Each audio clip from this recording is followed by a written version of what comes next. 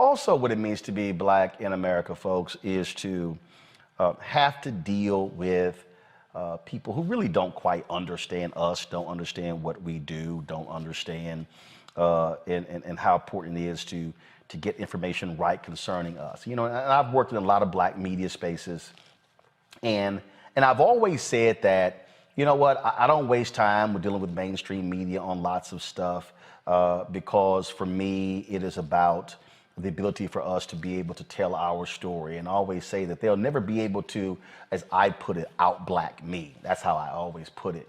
But what drives me crazy is when we have folks who do stories that impact African Americans, and especially when we have black targeted or black owned media outlets who somehow screw it up, put information out there that black people hear about and see, and then it's wrong. And then folks wonder, then people are wandering around with misinformation, and then they say this, that, and the other, and what, you know, what happens with us, and it's just, it's nerve-wracking. And so over the weekend, I came across this story that was on that NBC News did, and I don't know what platform it ran on, whether it was their NBC Now or whatever, but Isa Gutierrez was the reporter, and so she did this story. Now, I didn't actually see her story first. What I saw was a rewrite of her story by an Alexandria Payne, or Lane, I believe, on The Root, which is not black owned. A white hedge fund owns The Root, but they're black targeted, a very, you know, prominent black targeted website. So what bothered me the most in reading this story, that it literally was a rewrite of the piece that was done. Like that was it. There was nothing, there was no original reporting. It was a rewrite. So essentially they just took the piece that was on NBC and just rewrote it, and there you go. So I'm looking at this story. And they interviewed 3 HBCU students, and they're talking to them about, y'all can go to my computer, I'm showing the story. They're talking to them about funding. I'm trying to figure out how to get this closed caption off, but it's not working.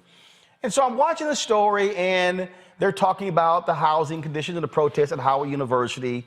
And the whole story is about how Biden is not living up to his promises with the funds to HBCUs. Okay. They talked about how they promised some $60 million in funding and the things that they need.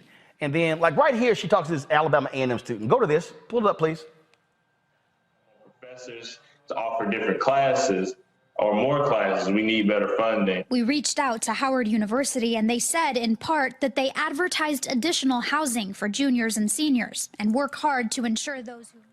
So the brother from Alabama A&M was saying they needed more professors, they need better equipment, things along those lines. And so I'm listening to the story, I'm watching, and then the reporter, she's asking them about, well, Biden said this is going to be a priority, and what are your thoughts about that? And the student says this. And Black people, period, in America have been given false promises on campaigns. I was more naive. I thought the promise would be kept. We all know how the game is played. It's so unfortunate to hear us say that's just how the game is played, because this isn't a game. Do you have hope that the Biden administration will do right by HBCUs? I'll say yes. I will say yes. I'm going to say that the most hope that I have is in students. I have mixed feelings about it because I love optimism because we need people like that. Like, we're still going through a pandemic. I really don't expect them to look at college students, especially just even put HBCU students on the focal point. I don't see it happening. Okay. Now, they say in the report they reached out to the White House and the White House did not respond back to them. Okay. See, this is what I can't stand. I can't stand lazy ass reporting. I can't stand trifling reporting. I can't stand when you do a story and you're talking to 3 HBCU students. Now, God bless those students. But let's just be real honest. Those 3 students have absolutely no clue about what's happening in Washington, D.C. with funding. They don't. NBC News, Isabella Gutierrez. Did she call the United Negro College Fund? Nope. Did she call the Thurgood Marshall Fund? Nope. Did she call the Congressional Black Caucus? Nope. Did she call anybody? Did she call NAFIO? Leslie Baskerville? Nope. Who is the Thurgood Marshall Fund, the UNCF, and NAFIO? The 3 largest lobbyists for HBCUs in Washington, D.C. Who would know better about funding for HBCUs than NAFIO, Thurgood Marshall Fund, and United Negro College Fund? But then they don't even call the Congressional Black Caucus. Okay, why should you call Congressional Black Caucus? Well, could it be that CDC members on the House Education Committee? Should it be people like Congressman Jim Clyburn, who is in the Democrat House leadership? He's the whip. Kind of know what's going on, right? They call nobody. No facts, no details, no nothing. So black folks are out here retweeting this article, and they're saying, I saw it in the Root. That's a black website. But all the Root did was rewrite the NBC story. See, y'all, I've been telling y'all for years, one of the biggest problems with black targeted media and black-owned media, they don't call nobody. They rewrite some stuff in white media, slap their name on it, give it the veneer of blackness, and then we go, ooh, I saw it here, I saw it there, when all they're doing is ripping off somebody else's reporting and then making it seem like it's theirs. It was a total rewrite. Yeah. So, on Twitter yesterday, I lit that ass up with 20 tweets, putting the Root and NBC News and this reporter on blast for shoddy reporting. Why? Because we've been covering this stuff. We've been showing y'all the real data. We've been having the experts on. Oh, if you click that Root story, this is what comes up right now. Post not found. You know why? They took that shit down. And they took it down because I dragged that ass. Now, why did I drag him? This ain't about defending Biden and Harris. This is about facts. This is about why I keep telling y'all, stop listening to these other people who don't know shit about black people and trust people who are actual journalists. Because you know what I did? I text Congresswoman Alma Adams. Who is Alma Adams? She is only an HBCU graduate who's in the Congressional Black Caucus, who's the co-chair of the HBCU caucus. I text Congressman Jim Clyburn, who is only an HBCU graduate, South Carolina State, who is the highest-ranking African-American in Congress. I hit up Michael Lomax, who leads the United Negro College Fund. I hit up Leslie Baskerville with NAFIO. I hit up my frat brother, Dr. Walter Kimbrough, president of Dillard University. Y'all, wasn't that hard?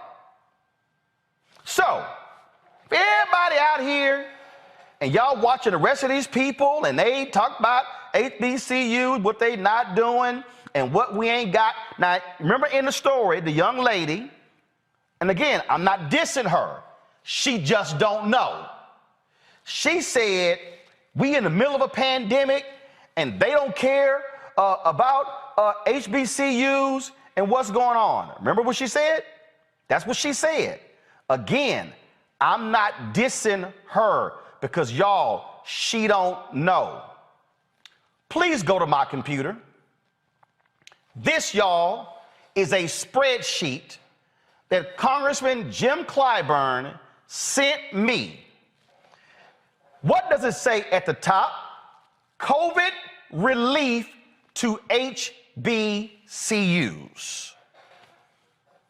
Left-hand column, the first university is Alabama A&M, the one that brother was in.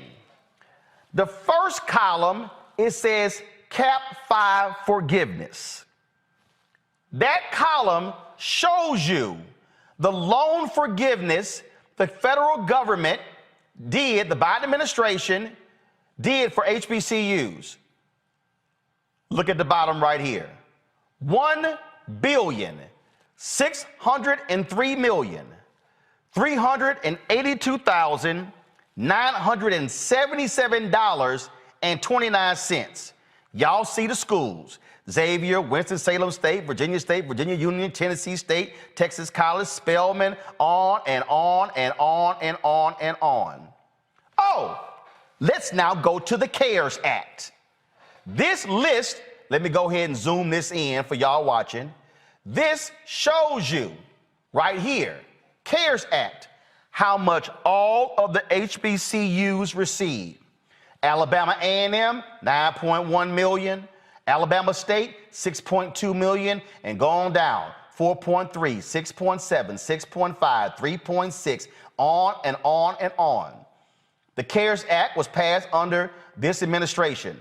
HBCUs received $352,770,880 as a result of the CARES Act.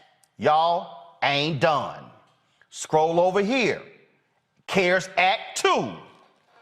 Alabama A&M, 17 million.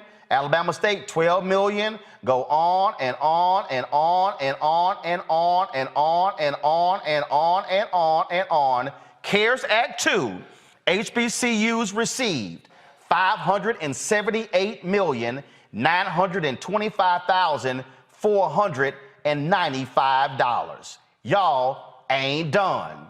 Scroll over to the CRRSAA Act. I don't even know what the hell that is. Maybe Rodriguez, what would UNCF bring him in, please? Rodriguez, what is that? What is that? You were just looking at, Roland, you talked about CARES Act. That was actually for March 2020. Then the second thing, the CRRSA, we call it CRSA. That was the December 2020 stimulus. You remember the bill that on his way out, President Trump said he was going to sign it, and he said he wasn't going to sign it, and he ended up signing it. Right. It was that bill. Okay. And so what so that's CRRSA. Hold on. Here we. Hold on. I'm gonna go down, y'all. In the CRRSA 1, HBCUs got $583,873,621. Okay. Now let's pause right there. Go ahead. I'll tell you what that is. That's the pot of money that every college and university in the country got some of. But that's the part that just HBCUs got. Now you're going to go into the part 2 of CRSA, and that is money set aside just for HBCUs. Now out of that pot 1, you remember hearing HBCUs were forgiving debt and forgiving student fees, right? And they were doing things for students that nobody else was doing. Yep. Even though bigger schools with bigger endowments and more resources, such as Meharry giving students $10,000 and such as that. Okay. Exactly. So that's coming out of that first portion that you're mentioning. And then separate from that, that second portion under the same name, CRSA, that's the HBCU set aside. Okay, hold up. We going there. Y'all see 19.8, 13.6, 17.7. Let's go on down. So that HBCU set aside money comes out to $852,828,978. Darn near $1 billion.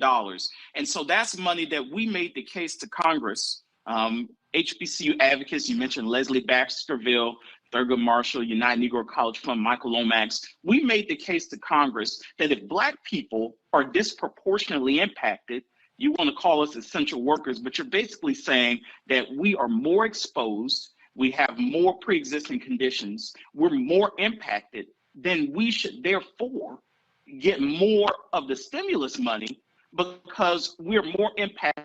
That means that the students at our schools, their parents are still in harm's way. They're more likely to die. They're more likely to be infected. And so the schools where we are attending in disproportionate percentages should get more money. And so that's the case we made. And you see that darn near $1 billion. What is ARP Act? ARP, what's that? That's the American Rescue Plan. Now, this is the first signature achievement of the Biden administration. And so what you find in the American Rescue Plan, ARP, is American Rescue Plan is roughly about the size of CARES Act from March 2020, plus the CRSA or the December 2020 stimulus that President Trump was going to sign, then he wasn't going to sign, then he ended up signing it. You basically add those two packages together and you get what President Biden came out the gate with. We're going to scroll down. So ARP Act, 25.3, 18, 20, 15. So going down, when I get to the bottom, 1,024,804,301. So the first. And you're just getting started. So the first major bill that President Biden signed, this is not the federal government budget, this is a separate bill, was $1 billion for HBCUs. Now, and that's just the first part of it, because that's out of the part where all colleges and universities each got a piece. So places like UNC Chapel Hill got a piece, and places like Emory got a piece. But out of that piece that all colleges and universities got, that was the HBCU total. And then in addition to that, again, because the disproportionate impact that the pandemic has on Black people, we made the case for the A2 that you're about to go into now, and above that $1 billion that you and the AP projected, was that Build Back Better? Was that BBB? No, you're still in the American Rescue Plan. Okay, so we're talking about actual law. We're not talking about anything proposed yet. So ARP Act projected. Y'all see 34.6, 23 point, going down, going down, going down, going down. It comes out to $1,487,453,737.63. So Roland, I want to help put this in perspective. I've been doing this work for HBCU lobbying, advocacy, making the case for these schools to Congress for a good bit of time now. And HBCUs, before the last 4 or 5 years, in legislation, we're never in the same sentence with the word billion. And if you look back at the stimulus that happened during President Obama's time, which gives you an apples to apples comparison on stimulus packages, you were not going to find that HBCUs had a particular set aside.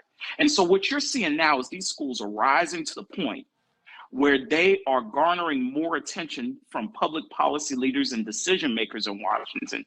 And so that they're not fighting for scraps, but they're starting to get real money and investment, the kind that they've deserved since their inception 200 years ago. Now, folks, I want y'all now to look at this here. This last column,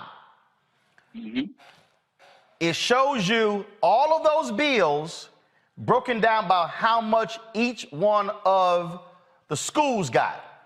Alabama A&M got $207.4 million. Alabama State, $232.3 million. It's just gone. Let me just scroll on down. You got this 108 right there. That's Clark Atlanta. Clark Atlanta got 108.3. Keep going. Y'all see that big number? 307. That's Florida A&M. Got 307.2 million.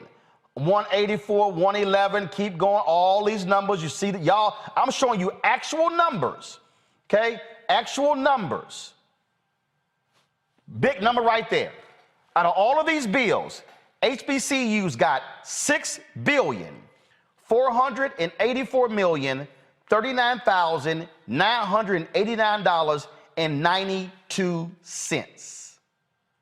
Now, go ahead. So let's put everything in perspective, because the question that everyone wants to ask, and it's really kind of unfair, and I'll tell you why, is which administration was better for HBCUs? That's what they all want to say. Now, by the numbers, if you're only gonna look during coronavirus pandemic time, and you're only gonna look at these major pieces of stimulus legislation, you saw what President Trump and that Congress did in March 2020 plus December 2020 basically equals just about what President Biden did in his one bill, the American Rescue Plan, in March of 2021. It took those two bills, the first two, together under Trump to get what President Biden came out the gate swinging and achieved early in his administration. So all this talk about they haven't been successful and they haven't done anything meaningful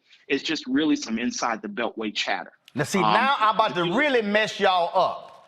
I'm about to really mess y'all up because I'm about to show you really, in terms of y'all can understand apples to apples. State HBCUs that are public institutions, they are largely funded by the state government. It is not the responsibility of the federal government to be funding state colleges. It's the state. Let me show y'all the deal. Go to my computer. Take Alabama A&M. Alabama A&M state appropriations fiscal year 20 was $46.7 million. They got $1.1 million in state grants. So the total funding for Alabama A&M was $47.8 million in state funding. Listen to me closely, y'all. $47.8 million. That brother who was on the NBC story, he was saying we need more professors, more buildings. Y'all, the state's supposed to fund that. Look how much Alabama A&M got in federal COVID relief. $207.5 million. That means that Alabama A&M got 4 times as much money from the federal government in COVID relief funding than they got from their own state. That means that out of the federal COVID relief money, it would take Alabama A&M 4 years to get $207.5 million. That's what they got in COVID relief. Go on down. Alabama A&M, Alabama State, 54.9 in total state funding. How much from federal COVID relief? $232.3 million. Bishop State got total funding, $15.8 million from the state, COVID relief, $55 million. Gadsden State got $25.4 million in total state funding, $35 million in COVID funding. On and on. Go on down, University of Arkansas. Look at Delaware State, University of District of Columbia, Florida A&M. Florida A&M got $136.9 million from the state of Florida. They got $307.2 million in federal COVID relief money. Keep going down and y'all see Grambling got $18.9 million from the state of Louisiana. They got $184.6 million in COVID relief money. Keep going. Southern University of New Orleans, Shreveport, Southern University in Baton Rouge, $29.3 million in state funding, $132 million in COVID funding. Alcorn State, keep going. Jackson State, $44 million from state, $120 million in COVID relief money. Y'all, what I'm trying to show y'all, look at the numbers.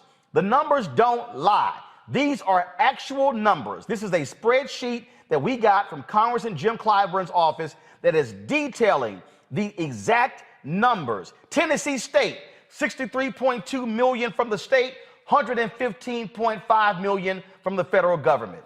Now, the point I'm laying out here for folks, Rodriguez, is who don't fully understand the data, Okay, these are public institutions.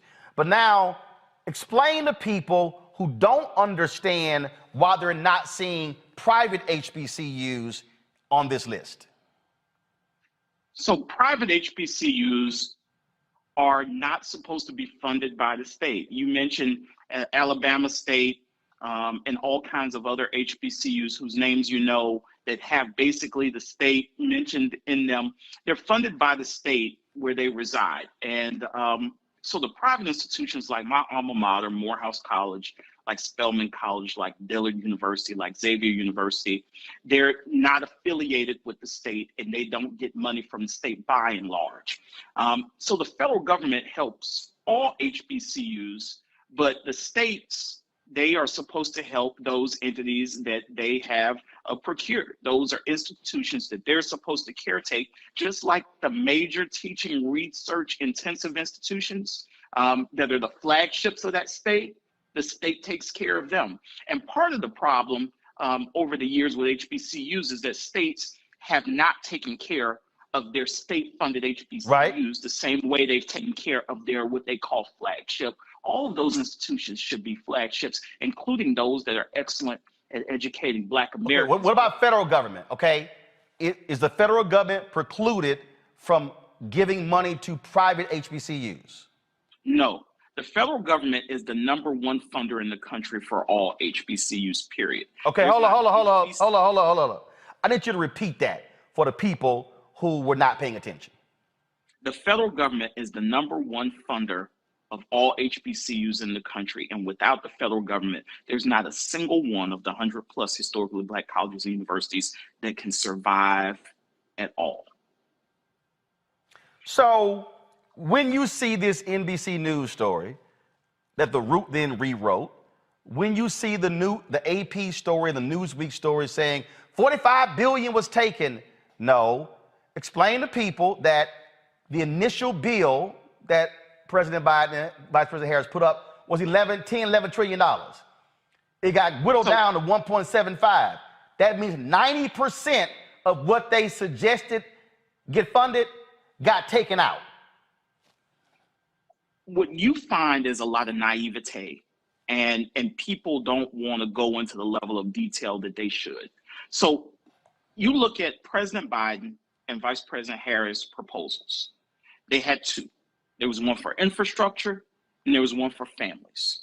When you put together what they had in infrastructure plus what they had in the families plan or the human infrastructure, when you put them together, you had a commitment to historically Black colleges and universities that no other president had ever made. So Roland, you look back at the history of presidents of the United States, and you're gonna find largely that in their budgets, they pretty much proposed for HBCUs whatever they got out of Congress last year. No president really has ever taken a proactive stance to say, I'm writing my budget the way I want to, and I'm gonna add a plus up for HBCUs, and I dare you, Congress, not to pass it. It's never happened. Now, None of the 45 people before him ever done that. But President Biden is the first and only president in history. When he wrote his budget for fiscal year 2021, he plussed up the HBCU programs because he talked to the HBCU groups before he put his budget out. And he asked, what do you guys want? And he wrote plus ups for HBCU programs in his budget. Now, I'm not talking about the COVID packages. I'm talking about fiscal year 2021 annual appropriations. The president puts out a budget first. He plussed those programs up in his budget. And I'm here to tell you, Roland, no president had ever plussed those programs up like that, ever. No president, including the 44th. No president had ever plussed up those programs like that, ever. They usually do what they call just taking the last fiscal year, copy and pasting that and putting that in the president's budget. This president, for the major program, we call it Title III. Title III of the Higher Education Act, which focuses in on strengthening institutions that have a disproportionate number of underserved students like HBCUs. this president put in a plus up of $100 million in one single fiscal year in that program. And Roland, if they pass the appropriations bills as they're written, which they're still waiting for Congress to do, and they have a deadline of mid next month to do it. Right. If they pass it, that one program will be increased by over $85 million. And that is because you, for once in the history of America, had an American president willing to put the plus up in his budget. Now, then you also have to add, Roland, because you know people like Alma Adams, and you know people like Barbara Lee, and people like Sanford Bishop. Those are the unsung heroes in this process, both in terms of. And I was about to get there. Jim Clyburn. Yeah, I was about to get there because I got some. See, I like calling out people. I got some fool named Renee Stevens on YouTube. Roland stay capping for them white folks. No, idiot. The president can propose one thing, but Congress can always remove it. It's the black folks in the House who ensure it stays in. So when people see it, so when folks say, "Oh, the Black Caucus ain't doing nothing," guess what, folks? Cory Booker, Raphael Warnock, John Ossoff. You have to add all of these people together, and I'll really help break some news for you, Roland. Go ahead. Is that HBCUs get a lot of bipartisan support in Congress, as quiet as it's kept. Oh yeah. And so because you look at them located in the American South, their House members are largely Republican. And so we have to bring them into the coalition and walk with them along with the Democrats, like a Sanford Bishop that went to Morehouse and knows what that school means. We have to bring all of them together on both sides of the aisle and get these kinds of things accomplished, because if we didn't bring them with us, they tell us that the money wasn't going to be there for us. But because our coalition has both Democrats and Republicans in it, we're getting things done, and we're finally starting to see increases that these schools have really deserved since the mid-1800s. Absolutely. Rodriguez, I appreciate it. I wanted to walk through this because I'm tired of our people falling for bad reporting and not having actual data. And here's the piece, folks. We challenged President Obama when it came to HBCU funding as well. This ain't about Biden, about Democrats. This is about our institutions getting what we deserve, and that's what matters. We appreciate it, man. Thanks a lot. Take care. I want to bring up my panel, Dr. Julianne Malveaux, Dean, College of Ethics Studies, California State University, LA, Dr. Umakongo Dabinga, Professorial Lecturer, School of International Service, American University, Law, Victoria Burke, writer with the NNPA and the GRIO. Julianne, I want to start with you, President Emeritus of Bennett College. I mean, I was so pissed watching that NBC News story and then watching that crap on the GRIO, on the Root, which I'm glad they took the story down, because all it takes is picking the damn phone up. Hell, they could have went to whitehouse.gov, typed in HBCU, and would have pulled up the sheet that they put out on January 20th and the one they put out in October. And my problem is when black people see this, they go, see, they ain't doing shit for HBCUs. They promised us, and we ain't got no money. You know, Roland, that I saw the same piece on NBC. I saw it a couple of times because they had it on Peacock and they had it on another platform. It was, as you said, it was shoddy reporting. It was all over the place. If a journalism student sent me that piece, I would have given them an F-, if you could, because one young person is talking about buildings, the other young lady is talking about Howard University's dormitories. It was just all over the place. It seemed almost like a hit piece on the Biden administration from a perspective of saying they haven't done enough. The reporter needs, if not fired, they need to have the child start covering street crossings or something, because it was really a poorly done piece. But the fact is that President Biden has done a whole lot more than President Obama did. Then Obama, then Trump, then Bush, then Clinton. I'm sorry, go ahead. Oh, you're absolutely right. And but President Biden has done a lot more than his predecessors, any of his predecessors had done. And I think that that's the influence of Kamala Harris, who of course is. And black voters. And the pressure black people said, you got to do something. And Cedric Richmond, who I believe is an HBCU grad. And of course, Jim Clyburn, Congressman Clyburn, has always there in the cut. And I must tell you, as you lift up Alma Adams, former Bennett professor for nearly 40 years, She and I retired from Bennett College at the same time. Got it. She is indefatigable around issues of HBCUs. Her caucus is bicameral and bipartisan. Yep. So she's that HBCU caucus. Lauren, Congressman Bobby Scott, Virginia, huge advocate as well. But this is the thing, Lauren, that we fight all the time. The NBC News can broadcast that story everywhere, and guess what? I'm gonna go ahead and say this. It's a whole bunch of blue check people who will quickly retweet an NBC News story and never retweet something we report here on Roland Martin Unfiltered. I saw all these folks retweeting the NBC News story on Lauren Smith Fields, and I'm like, y'all know we talked to the family attorney on Friday in a 23-minute report. Y'all can also share that if y'all want to. But these type of stories, and then when the root, a black targeted website, rewrites some BS from NBC News, it just reinforces the misinformation. Yeah, there's very few media organizations that have the reporters that will do the original reporting on something and really call their, like you said, they're just doing rewrites. And unfortunately, we're in an era of clickbait, in an age of misinformation. So it's really important that people actually go and do original reporting. And, you know, no offense to Alma Adams and Jim Clyburn and everybody else, but Rodriguez left out the most important person who you just mentioned, who is the chairman of Education and Workforce, Bobby Scott, because without Bobby Scott and his staff writing the line items in for these numbers, it doesn't happen. It's Congress that appropriates the money.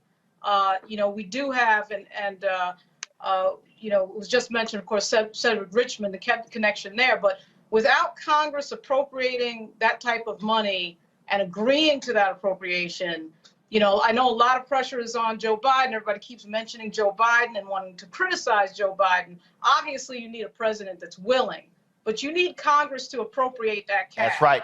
And by the way, there are billions and billions of dollars in Build Back Better. Okay.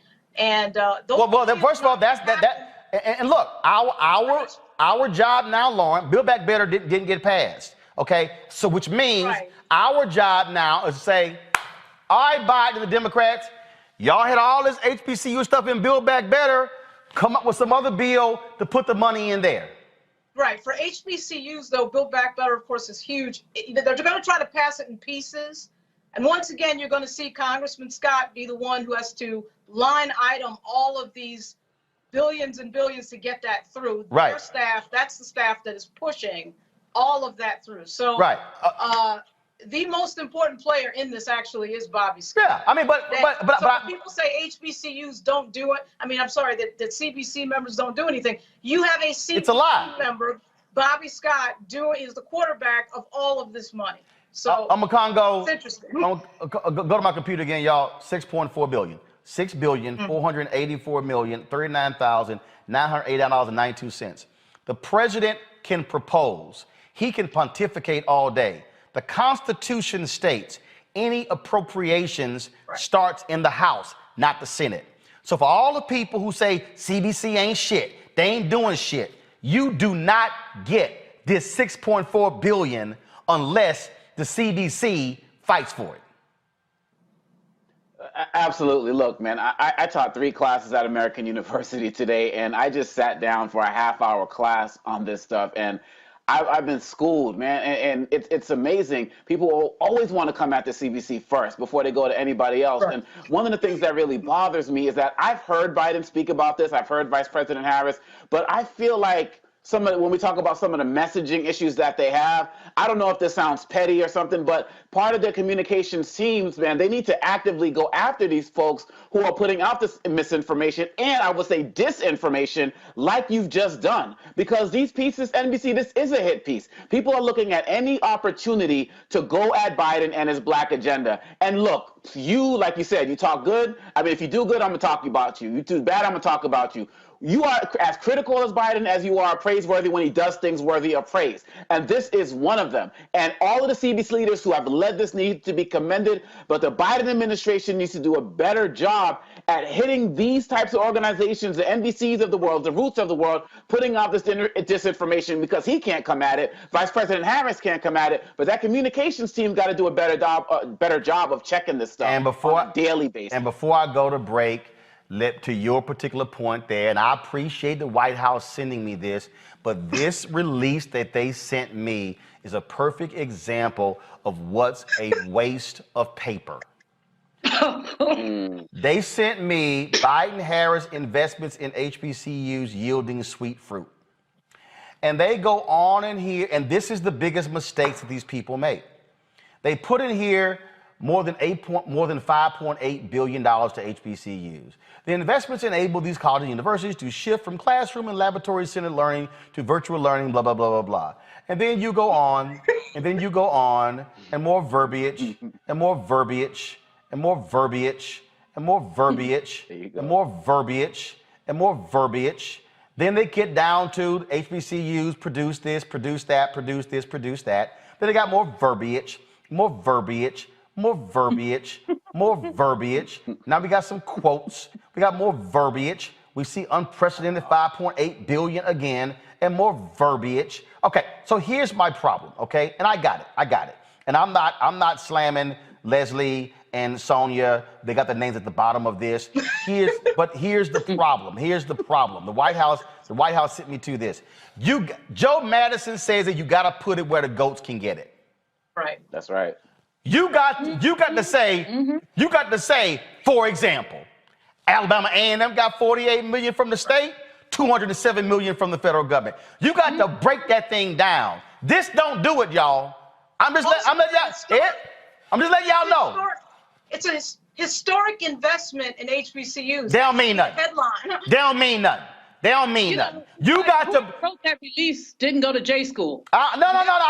But it's a press release, and I get it. And again, I love Leslie, but Leslie, I'm gonna call you when the show's over. But you got to make that thing plain so people understand. That's what I'm trying to get people to understand. So for everybody out here, I got to go to my next story, but I'm trying to explain to all these people out here. This is not about, oh man, you trying to protect the Biden administration. No, I'm trying to protect facts.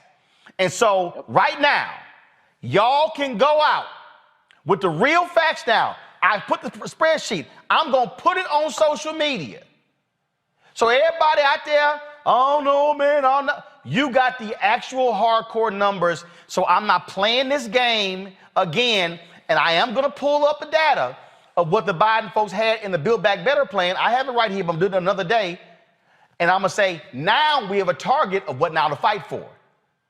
Because it didn't get passed. Because now you got to know what you're fighting. Folks, back to our Roland Martin Unfiltered video in just one moment.